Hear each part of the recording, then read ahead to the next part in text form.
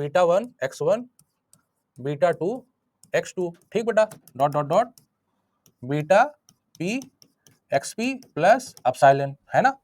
तो जब आप OLS लगाओगे ना बेटा, तो आपको क्या मिल जाएगा, रेसिडुअल मिल जाएगा yi, चलो सैंपल साइज यहाँ पे लिख ही देता हूँ, i इक्वल टू 1 से n, है ना। तो yi माइनस yi कैप, तो चलो अच्छा यहाँ छोड़ो, यहाँ मत लिखो, यहीं लिख दो 1 से लेके n तक, ठीक बेटा। तो अच्छा एक बात बताओ, ei के कितने वैल्यूज हैं, n, तो ऐसे ही जितने एक्सप्लेनेटरी वेरिएबल्स है उनके भी तो n वैल्यूज होंगे, है ना बेटा। डेटा पॉइंट्स अगर सैंपल साइज अगर n है तो हर एक वेरिएबल्स के भी तो n वैल्यूज होंगे। तो अब क्या करना है, आपको ग्राफ बनाना है, पहले x1 के बीच, फिर देखो ये जो आपका ये है रेसिडुअल, ये आपका सबके साथ आपको ग्राफ बनाना है, ठीक है। तो देखो क्या है कि अगर सभी वेरिएबल के साथ एक पैटर्न देखने को मिलता है, पैटर्न का मतलब ये है कि सभी के साथ बढ़ रहा है, इंक्रीज कर रहा है या डिक्रीज कर रहा है ना, तो हम कहेंगे कि देयर इज ए हेटेरोजिडास्टिसिटी, है ना, समझ रहे हो कि नहीं। देखो पहले इंक्रीजिंग वाला बना देते हैं,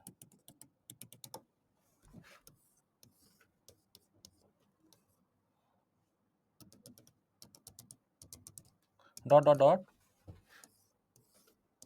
XP, ठीक है।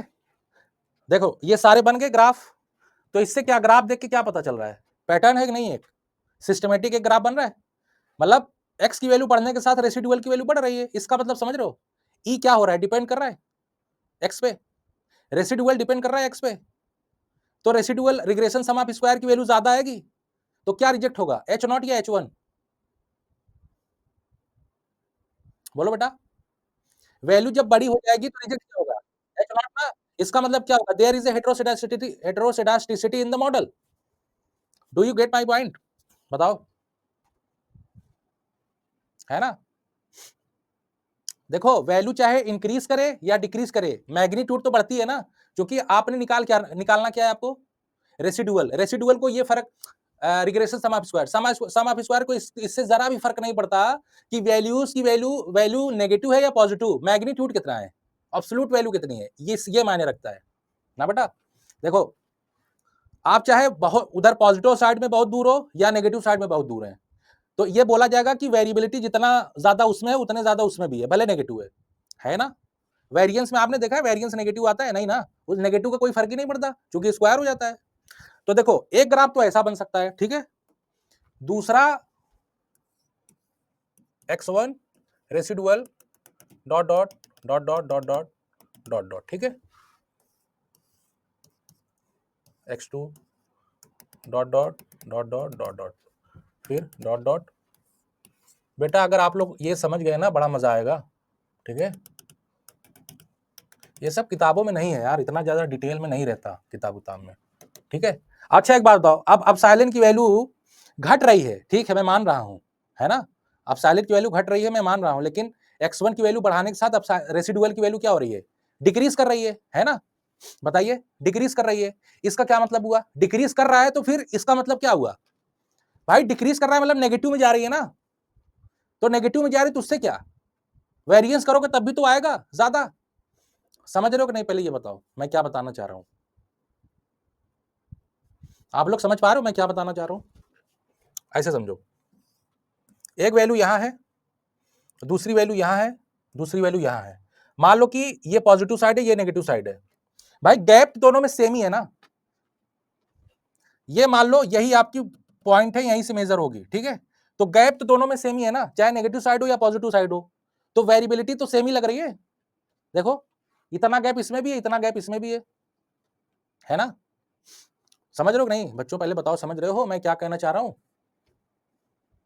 वैल्यू चाहे इंक्रीज पॉजिटिव साइड इंक्रीज करे नेगेटिव साइड डिक्रीज करे, वैल्यू तो यार देखो बढ़ घट रही है ना, भले नेगेटिव में आ रही है, घट रही है ना, घटेगी तब भी वेरिएंस बढ़ेगा, इंक्रीज करेगी तब भी वेरिएंस बढ़ेगा, है ना बेटा, वेरिएंस को इससे कोई लेना देना नहीं कि वैल्यू नेगेटिव हो रही है पॉजिटिव हो रही है, ऑल क्लियर, बताइए। अब देखो तीसरा बना रहा हूं, ई, अब छोटा छोटा बना है, x1 dot dot dot dot dot dot x2 e dot dot dot dot dot dot, ठीक है, x P E E dot dot dot dot dot dot dot dot dot. अब बेटा बताओ, x1 की वैल्यू बढ़ाने पे रेसिडुअल की value पे कोई फर्क पड़ रहा है? बताइए।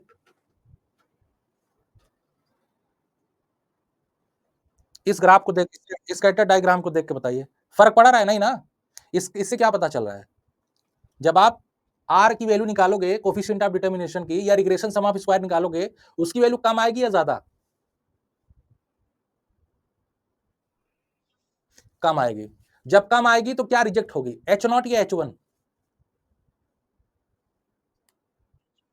H1। तो इससे क्या पता चलेगा, देयर इज ए होमोसिडास्टिक। हमें लग रहा है समझ गए हो, है ना?